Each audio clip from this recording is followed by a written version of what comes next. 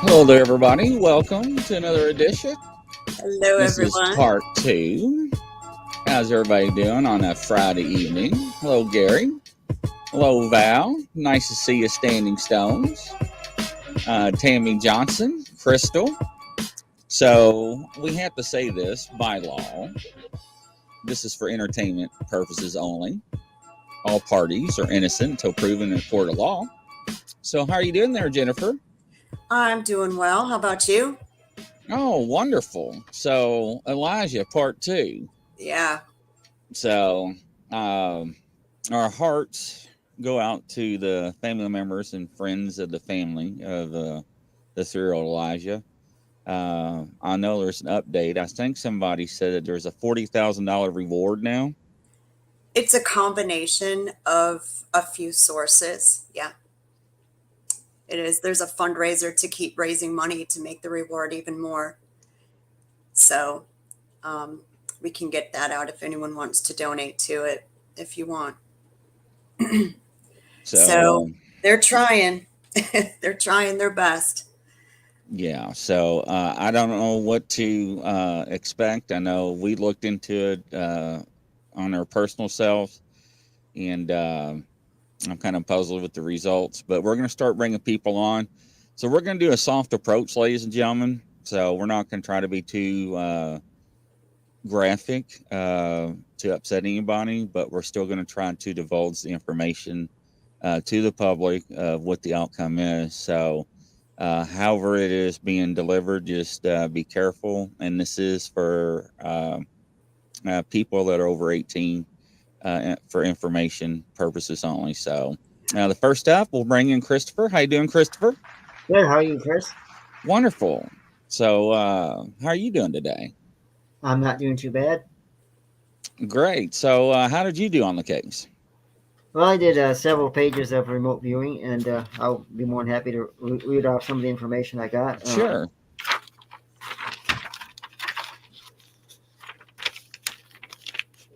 I did several pages, and some of the things I was picking up on was the kind of the situation he was going through with being forced to act more adult-like and be grown up against his choosing. Young kid, very young, didn't have much of a choice. He didn't understand a lot of stuff that was going on with him. Some of the words I got were punished, crying, made to behave at times when he should have been playing and just being a kid. I mean, that's what kids do. They play and have fun. They don't have to be perfect all the time. But he was forced to be that way. Um, I was picking up on the cold showers and some of the days where he would be sitting in a corner for several hours at a time. And I was also picking up on the fact that he got upset a lot and cried. He would try to run and hide sometimes to get away from punishment, but he couldn't. Um, wanted to not be there, of course. And some of the other things I picked up on was the fact that possibly that that maybe something to do with the cold shower that he couldn't, his body couldn't handle the punishment. And I got the feeling that sometimes he was left alone, like sitting in a corner by himself, and nobody else would be in the room. It'd just be him, and of course that really terrified him.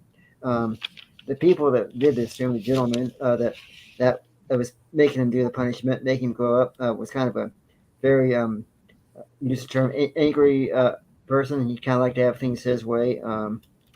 He didn't care about the punishment. He would do whatever he felt like was necessary. And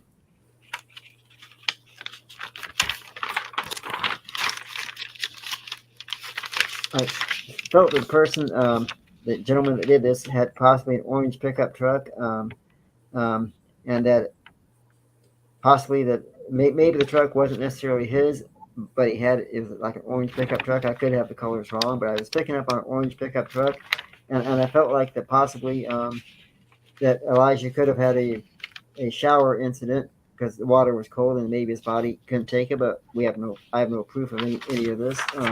Just what I was picking up on through my sessions. What I got, more or less, what I got was that he was punished, not wanting to be punished, but he had no choice. The gentleman that was giving him the punishment panicked, fell asleep, woke up, and had like maybe a slight panic attack because he realized that he had overslept and things didn't go maybe the way he thought they would, like they normally do.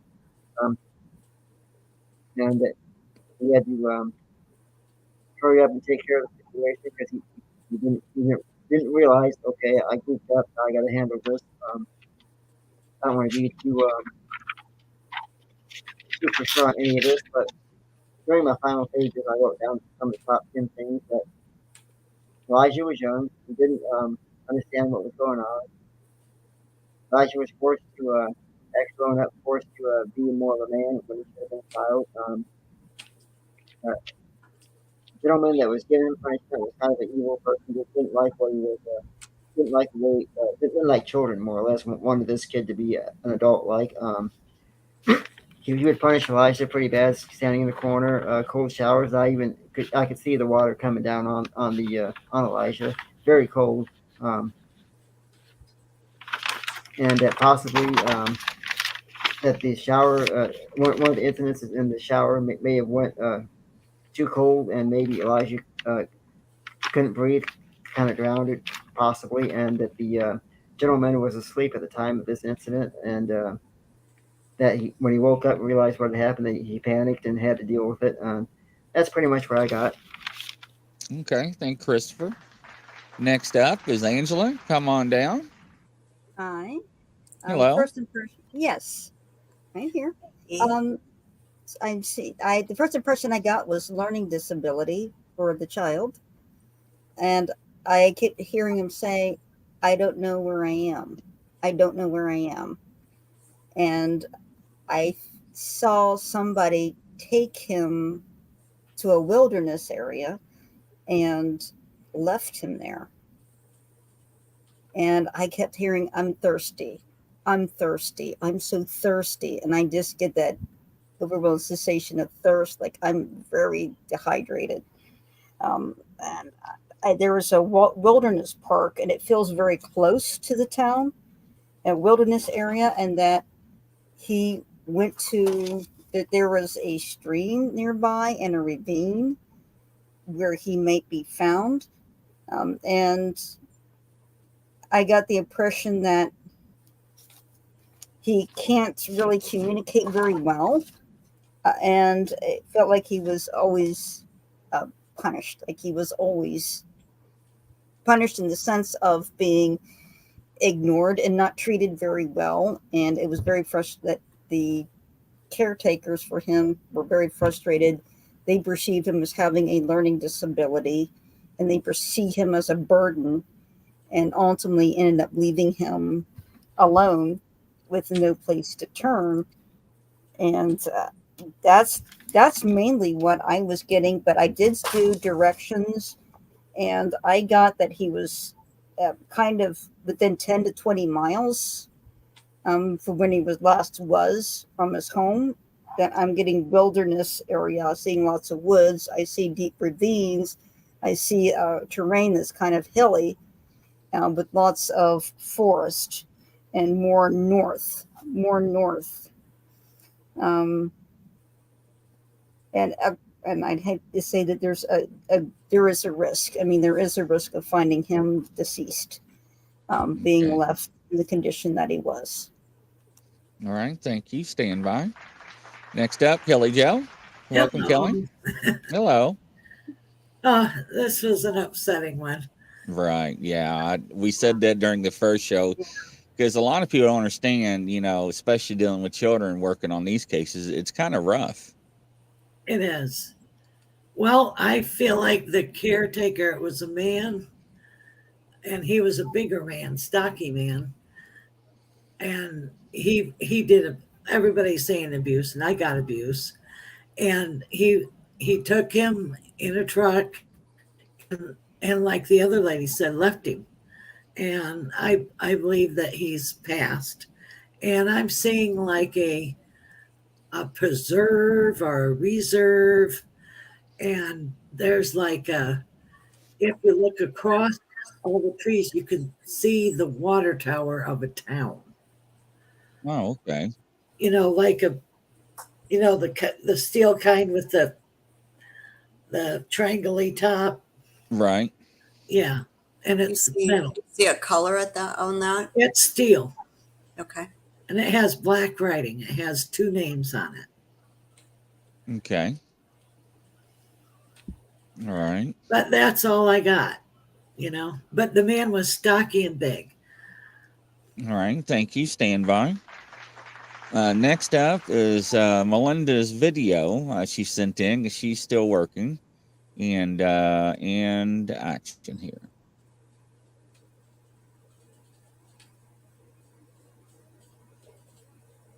Hi, everybody. Hope everybody's doing great tonight. And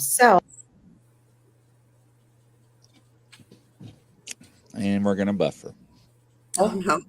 We got a case. The only thing we were given was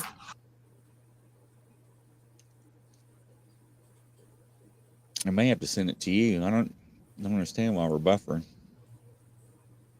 the image, and this is Oh no. the image. Hopefully, you guys can see that of a little boy. So I did get numerous things. So I'm going to start out with everything I did. So the first thing is we were given the picture and that he was missing. The actions that I took to work on this case was I performed intuitive evidential mediumship to determine, the location, possibly the weapons, possible persons of interest, etc., etc. And so the first thing I received, the images was I got deceased. I smelled fish and I seen water. So I feel like he is possibly in a river or a lake or something to that. I've done some dowsing, and in the dowsing, I asked, of course, what state, and then what I was shown was the letter W. So, of course, I immediately went to the states that started with a W. The first letter was, the first state, excuse me, was Washington, West Virginia, Wisconsin, and Wyoming. So I doused all 4 states. I got the strongest hit was on Wisconsin, so that's where I went. I do feel that possibly the person of interest, there are 2, I feel, a male and a female. I feel that the male is the one that actually caused this to happen. I feel like he has some possible tattoos on his neck, arms, and chest. The motive behind this is, you know, so this is a crime that I feel that I feel like there was some kind of abuse going on. I heard screaming. So I feel like this was a DV or something to that nature. I do felt that the victim was harmed due to what I was being shown and felt. The persons of interest is, like I said, one is a male, one is a female. I feel that the victim knew the female very well. The male, I don't feel that he knew the male that well, but he was aware of this person. So I did the weapon I feel that was used was the hands. I kept was shown a light tan or gold color car, 4-door. I feel like a Toyota or a Nissan. I did get some possible numbers and letters for the tag. So I got 3, 5, 6, and 9. And then I got C, S, T, R. That's in no particular order whatsoever. So the criminal profiling I did, I feel like there was CAs, which involved probably some CNs. This person has been in trouble before. I feel that they have possibly done similar things like this before. I do feel like there was some essays involved. And so the summary of it is that I feel that the person responsible placed hands upon the missing person. I feel the victim is deceased and is in water, but I feel like a lot of water, possibly a river or a lake. I do have some maps that I'm going to show. I do feel that the victim was very close to a female that is aware of what's happened. So possibly a mom, a stepmom. And I kept hearing to teach him a lesson, so that's where the CA and the CN come in to play with that. Hopefully everybody knows what that stands for. But again, I do feel that the victim is deceased, and makes me very sad. So I'm going to show the map where I think that the victim is close to or in proximity of. So let me get up here so I can do that.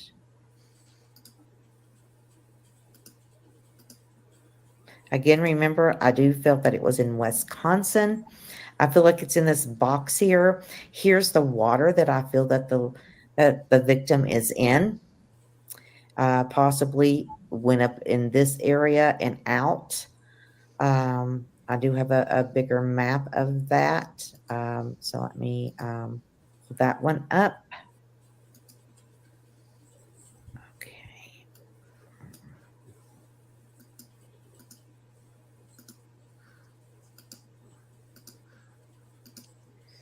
So here's a bigger map, but I feel that this is the area that the victim was thrown into. I do feel like he's inside of something or in something, and I feel that the remains went up this way. So, and then I'm going to show you, I did do a perp. So I'm going to pull that up so I can show this. Now, I did not do one of the female, and that's because I wasn't shown her that much. This person I was shown a lot. So again, I feel that this is the person of interest. Again, I feel, he possibly has tech. Does that look like him, Jennifer? I'm looking at him right now. It's Okay. close. Yeah. Tattoos here on close. the neck, the chest, and the arms. I feel he knew the female, and I feel that the female was only showed to me briefly. I do feel like she has straight brown looking hair, possibly keeps it up in a bun or pulled back into that nature. But this person here, she knew of this person, and I feel like, they was trying to teach him a lesson of some sorts. So, again, that's what I got. The child is definitely, I feel, inside water, and I feel that they need to go widen out their search. It's just a very hard case for me because it's a child. But anyway, that's what I got, Grizz. Thanks everybody for letting me be on here. I really enjoyed. Wish I was live with you so I could discuss it more. But anyway, that's what I got. And until next time, many, many blessings. All right. I think I figure out how to play it without buffering. You got to be on the window. All right. You have the news article? I do. I actually have a news. Do you want me to read the article, or do you want me to play the video? You want The to news video. both, or however you want to do? The news video actually shows the two of them, the two Okay. suspects Great. that are in custody. So let me do this and share screen, entire screen. Making sure I do this right. So here we go. We might have to go through an ad, so sorry. Am I buffering now? Yep. Fox 11 News is sponsored by your Chevy Super Dealers during Chevy truck season. Sorry about that. I'll mute that. Oh, that's all right. It is what it is. Seas can We get gotta get their commercials in. the Silverado Definitely for local $4.99 news. make the video. Balanced news and severe weather coverage. This is Fox 11 News at 5. This is yesterday's broadcast. Good evening, everyone, and thanks for joining us tonight. It's been more than 3 weeks since 3-year-old Elijah Did he Boo blow it was up, Benny? last seen. Yeah. Today, the last person to see him, his adult caregiver, Better? Jesse Vance, Yes. and his mother, Katrina Bauer, appeared before a Manitowoc County judge. That comes. The search for Elijah continues in various areas around northeast Wisconsin. Yesterday, a group of volunteers were combing through the Bubolt's nature preserving Grand Nature Chute, preserve. searching over 700 acres for anything that could help lead to finding the boy. Today's highly anticipated court appearances of Bauer and Vang revealed little in terms of where Elijah Boo might See the tattoos? Yeah. Mm-hmm. Interesting. And it was a preserve. be. However, Yeah. we did learn a trial for Katrina Bauer. Information. During by video from the Manitowoc County Jail, Katrina Bauer and her attorney declined to have the evidence against her read in court Thursday. Judge Robert Duane asked Bauer a series of questions before proceeding. Has anyone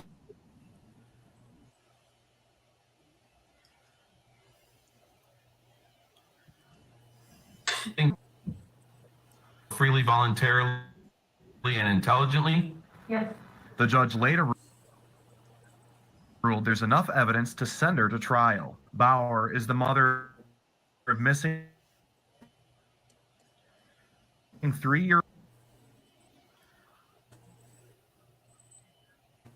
boy Elijah Boo.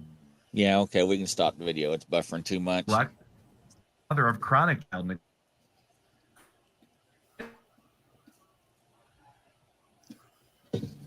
You got your news article on that one? We can read the new one. Motion have to do with Bauer's 6-year-old daughter with child neglect. Prosecutors say Bauer sent Elijah. Can you hear me, Jennifer? To stay with I think Vang for Jennifer disciplining froze. missing last.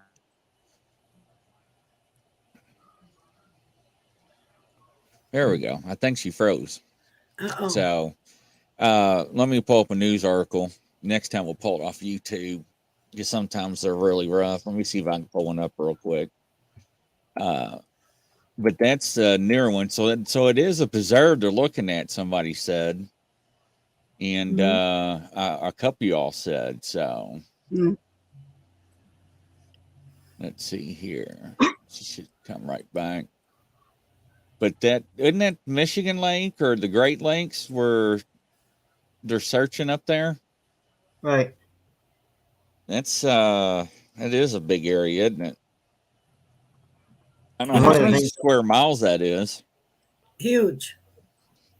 One of the things I So- wrote down was that he is in kind of a wooded area. I did write that down in some of my final pages. Yeah.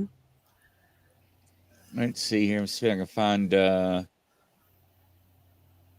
recent one. Here he is.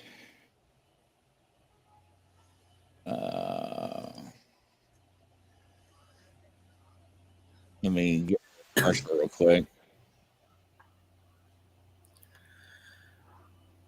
Let's see. No thanks. All right, let me try this one.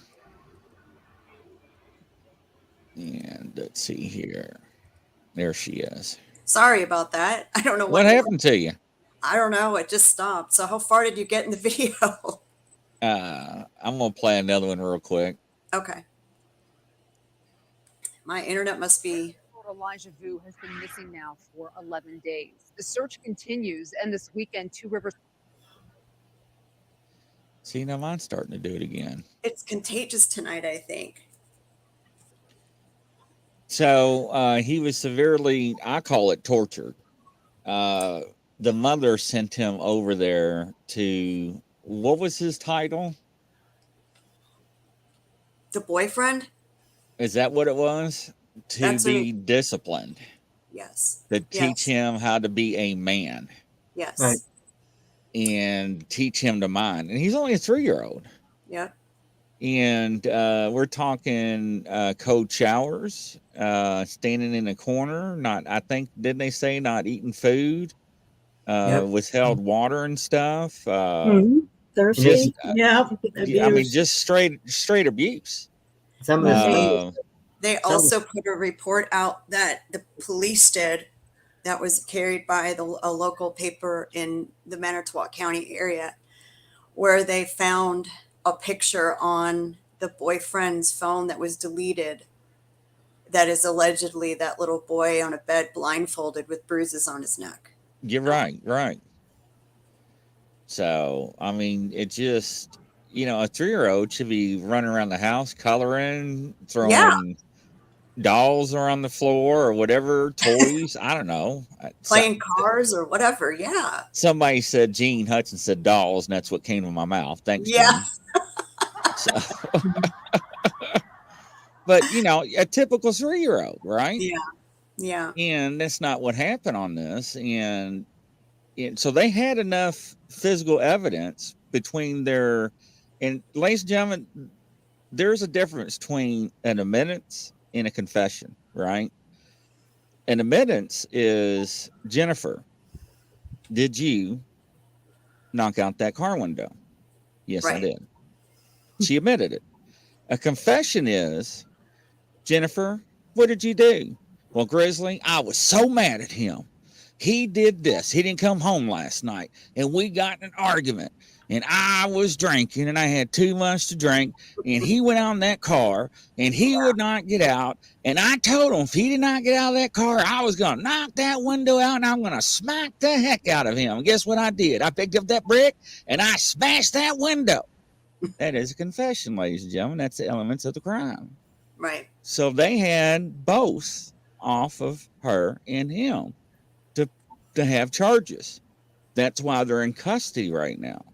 However, I don't know what's going on because they are not saying anything, because the FBI is involved now trying to get information. I don't know. I mean, somebody's got to squeal off somebody. I mean, does the mom not know what happened and she's just in the dark? I don't know. I mean, she knew that what was going on because she admitted it to it and she confessed. Right. Mm-hmm.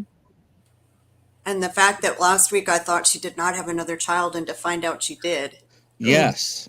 And yes. faced, I think, previous charges along the same lines with that other child. Right? Yes. So I don't know, but I think we talked about before the show, or at the beginning, I think it's up to 40,000 plus, and I think you said money's still coming in to help. yeah, they have donation. Because they're at this point, I guess they're trying to recover the remains, right? Trying to find Elijah. When I mean, that's what it looks like when you're searching in wooded areas like that. That's Right. what you have to. That's the inference you can make from that. Although you always hold out hope for grandma and the family that that's not the case, and some miracle happens and stuff. So, how bad is it? Did we talk about this? So the mom applied for a reduction of bail. So the mother of Elijah's grandmother, her mother, wrote to the judge and said, "Don't you dare do it. Wow. Don't you dare do it. My daughter is a habitual liar. She has contacts outside of the state. She will run." And that motion was denied. I was about to say, in when this your own case, mom says that, right? yeah. I mean, in this case, any judge should be able to have a substantial amount of evidence to deny that request because of the grounds of a child abuse, and now the missing child. I mean, we cannot say beyond a reasonable doubt and prove with preponderance of evidence that Elijah has passed on without the remains. However, it's been more than 11 or 14 days now. Almost 3 Yeah. weeks. Yeah, 3 weeks. So what does that tell you, right? So we go off statistics. Statistics tells us what the outcome usually comes out. And I hate to say it that way, but that's the way we have to look at things. Crystal, wrong show, honey. We'll do that at 9 o'clock for you. But that's the thing. I just posted on my Facebook. Thanks, Gene. But you know, and that's the thing. And I mean, who in their right mind, did she make that, or does she have an attorney? Because last time I heard they didn't have attorneys. I thought they had appointed attorneys. I saw it. They do. Both. They have. I don't know if her attorney is a public defender or not. I think they are both, but I don't know what the problem is in finding him one.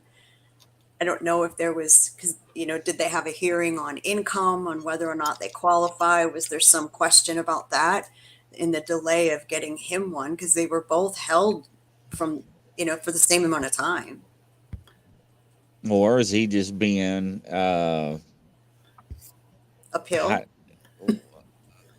Unprofessional and not listening to his appointed attorney, and they're just refusing to work with them?